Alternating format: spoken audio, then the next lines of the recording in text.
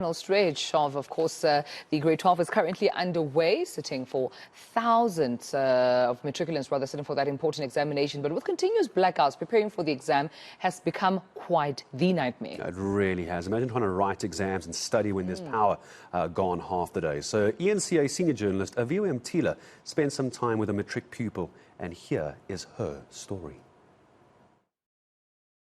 I am Taira Heredine, and I'm the former junior MMC of social development in the city of Johannesburg, and I'm schooling at Coronationville Secondary School, where we strive to conquer.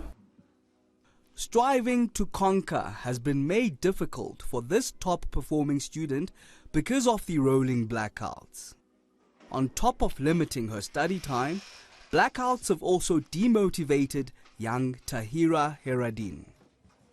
You'd be in the dark, you'd have nothing. Sometimes it'd be cold out and you need warmth. Sometimes blankets doesn't do and you just need your heater. It will make you feel demotivated. You wouldn't have interest anymore. You just say, okay, you know what? I'll study when the lights go on because I study better. The more than 570 hours of power cuts this year have already impacted her results. At a point during prelims, I did become lazy on myself due to the power shortages that we experienced. So it didn't give me room to study or do my best in the examinations. So it affected my marks when I had to apply for varsity. So there were certain marks I had to use, like my term 1 report, in order to get accepted into varsity. Her mother says she's had to intervene to support her daughter. I can't afford solar panels and I can't afford a generator, so I invested in energy saving gloves, but as you can see it's a letdown because it didn't kick in, so I had to move on to plan B, which is the LED lights.